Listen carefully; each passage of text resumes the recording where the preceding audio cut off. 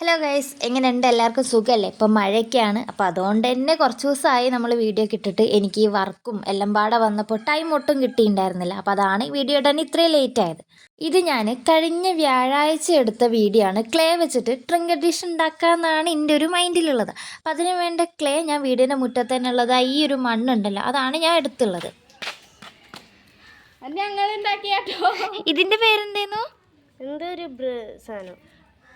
ഇത് spoon, ginger, ഇത് cup, ഇത് സോസർ. ഞാൻ വോട്ട് ചെയ്തു. ഇത് അതെന്താ? ക്രീം വെച്ചതാ. Oreo biscuit. ഇത് ഇവിടെയും പാത്രമുണ്ട്, ഇവിടെയും കപ്പുണ്ട്, ഇതും പാത്രം. ഇത് ഓംലെറ്റ് ആണ്. ഇതോ?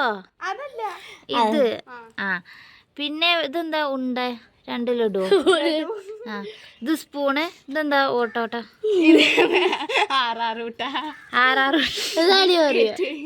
Oreo biscuit.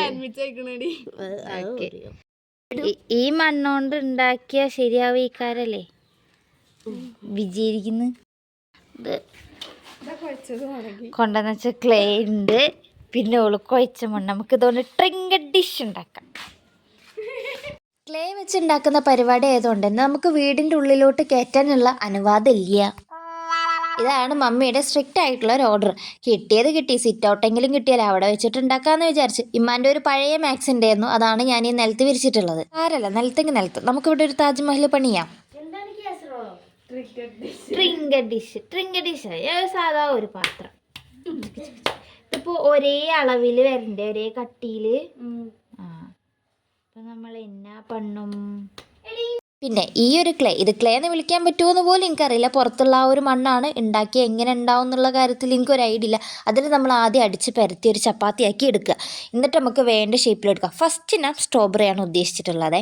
അത് നമ്മൾ സ്ട്രോബെറിൻ്റെ ഷേപ്പിൽ കട്ട് ചെയ്ത് എന്നിട്ട് അതിൻ്റെ സൈഡിൽ ഇങ്ങനെ വെക്കാനായിട്ട് ഇങ്ങനെ റൗണ്ടിൽ ഇങ്ങനെ നമ്മളിങ്ങനെ പരത്തിയല്ല ഉരുട്ടി എടുക്കുക. എന്നിട്ട് അതിൻ്റെ എഡ്ജസ് കൂടെ ഇങ്ങനെ വെച്ച് കൊടുക്കുക. പിന്നെ ബാക്ക്ഗ്രൗണ്ടിൽ ഇരുന്നിട്ട് സൗണ്ട് ഉണ്ടാക്കുന്നത് ലെനിൻ നൂനു ആണ്. ഓലാണ് ഫസ്റ്റ്. ഞാൻ അപ്പോൾ തുടക്കത്തിൽ കാണിച്ചെന്നല്ലോ ചട്ടിയും പാത്രവും കയ്യിലൊക്കെ. അത് ഓലുണ്ടാക്കി. അത് കണ്ടപ്പോഴാണ് എനിക്കും ക്ലേ വെച്ചിട്ട് ഉണ്ടാക്കാമെന്ന് തോന്നിയത്. അങ്ങനെ ഞാൻ തുടങ്ങിയുള്ള. ഞങ്ങൾക്ക് ഇന്ന് ഇവിടെ ഇലക്ഷനാണ്, അതായത് ഈ വീഡിയോ എടുക്കുന്ന അന്ന് അവിടെ ഇലക്ഷനാണ്. അപ്പോൾ ഞാൻ വോട്ടും കഴിഞ്ഞ് നേരെ വീട്ടിലോട്ട് കയറിയായിരുന്നു. അപ്പോൾ ഇവർ മുറ്റത്തിരുന്നാണ്ട് ഭയങ്കര പണിയായിരുന്നു. അപ്പോൾ അത് കണ്ടപ്പോൾ എനിക്കും ക്ലേ വെച്ചിട്ട് ഉണ്ടാക്കാമെന്ന് തോന്നി. ഒന്നാമത് എൻ്റെ കയ്യിൽ ക്ലേ ഇല്ലായിരുന്നു, അതാ ഞാൻ ക്ലേ വെച്ചിട്ട് ഒന്നും ചെയ്യാതിരുന്നത്. പിന്നെ ഈ ഒരു സംഭവം കണ്ടപ്പോൾ ഈ ഒരു മണ്ണ് വെച്ച് ചെയ്താൽ ശരിയാവുമെന്ന് എനിക്കൊരു ഐഡിയ ഇല്ല. ഇതൊക്കെ നമുക്ക് ഉണങ്ങിയിട്ട് തന്നെ കാണേണ്ടി വരും, ഇതെങ്ങനെയാണ് അവസാനം വന്നുള്ളതെന്നൊക്കെ. ഇപ്പം ഞാൻ എന്താ ചെയ്തുകൊണ്ടിരിക്കണമെന്ന് വെച്ചാൽ, നമുക്ക് സ്ട്രോബെറിൻ്റെ മുകളിൽ സ്ട്രോബെറിൻ്റെ ലീഫ് വെക്കണമല്ലോ. അപ്പോൾ ആ ഒരു ലീഫാണ് ചെയ്തുള്ളത്. 3 ലീഫ് ഒരുമിച്ച് ഞാൻ കട്ട് ചെയ്തു. അപ്പോൾ അതിൽ 2 ഇങ്ങനെ വേർപിരിഞ്ഞ് പോവാണ്. അപ്പോൾ പിന്നെ ഞാൻ 2 വെച്ച്, പിന്നെ സെപ്പറേറ്റ് ആയിട്ട് 1 വെച്ചു.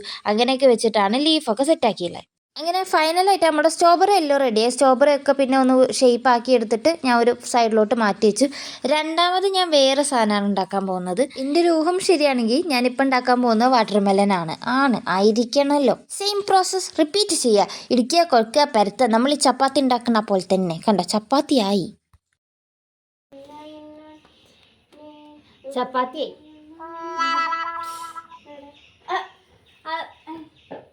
കുറച്ചുകൂടി കട്ടി വേണം.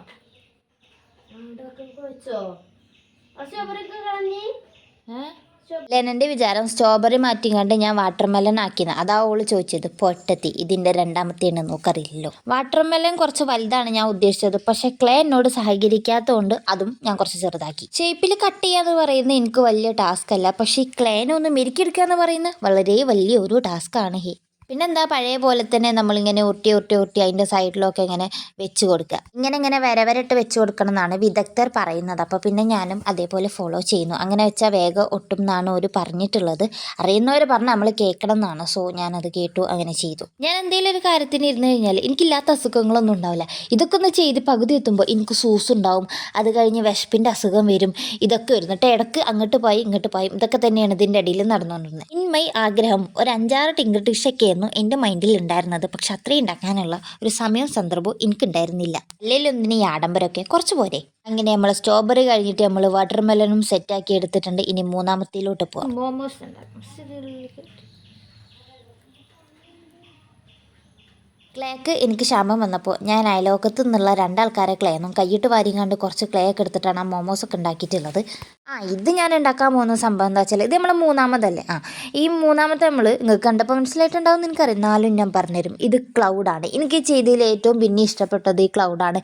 എന്തോ ഭാഗ്യത്തിന് ഞാൻ ക്ലൗഡ് വരച്ചപ്പോൾ ഫസ്റ്റ് തന്നെ എനിക്ക് നല്ല അടിപൊളിയായിട്ട് കറക്റ്റ് ഷേപ്പിൽ അത് കിട്ടിയിട്ടുണ്ട്. അല്ലെങ്കിൽ ഞാൻ ഒരു കഴിവേറി തന്നെ.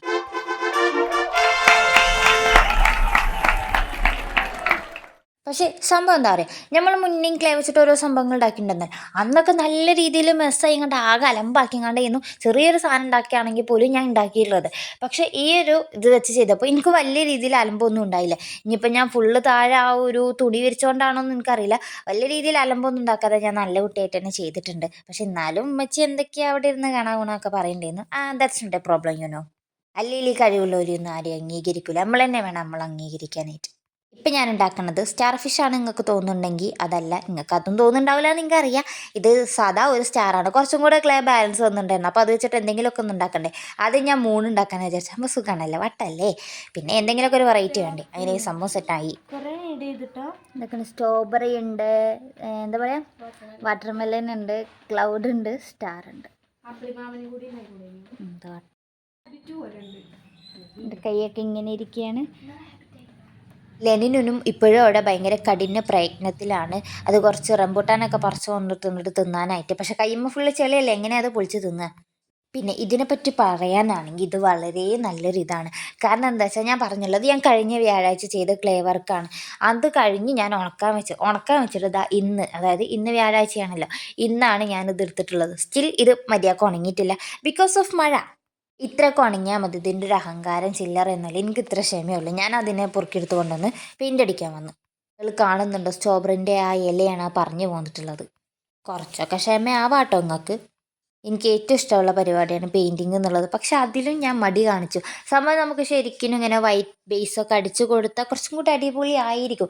ഒന്നാമത്തെ കാര്യം, എൻ്റെ അടുത്ത് വൈറ്റ് പെയിൻറ്റ് വളരെ കുറവാണ്. തുള്ളി എന്ന് പറഞ്ഞാൽ തുള്ളിയേ ഉള്ളൂ. ഞാൻ കടയിൽ പോയി കണ്ട് വൈറ്റ് പെയിൻറ്റ് ചോദിച്ചപ്പോൾ അവിടെ വൈറ്റ് ഒഴികെ ബാക്കി എല്ലാ ഡാർക്ക് കളേഴ്സും ഉണ്ടാവും. എനിക്കതല്ല വേണ്ടത്. എനിക്കൊന്നെങ്കിൽ പേസ്റ്റൽ കളർ അല്ലെങ്കിൽ വൈറ്റ് കളർ. ഇത് രണ്ടും ഓലെടുത്തില്ല. എനിക്കാണെങ്കിൽ ഓൺലൈൻ ഓർഡർ ചെയ്തിട്ട് ഒരാഴ്ച വെയിറ്റ് ചെയ്യാനുള്ള ഒരു ക്ഷമ എനിക്കില്ല. അതുകൊണ്ട് തന്നെ വൈറ്റിന് ഞാൻ വളരെ നല്ല രീതിയിൽ ട്രീറ്റ് ചെയ്യുന്നത്.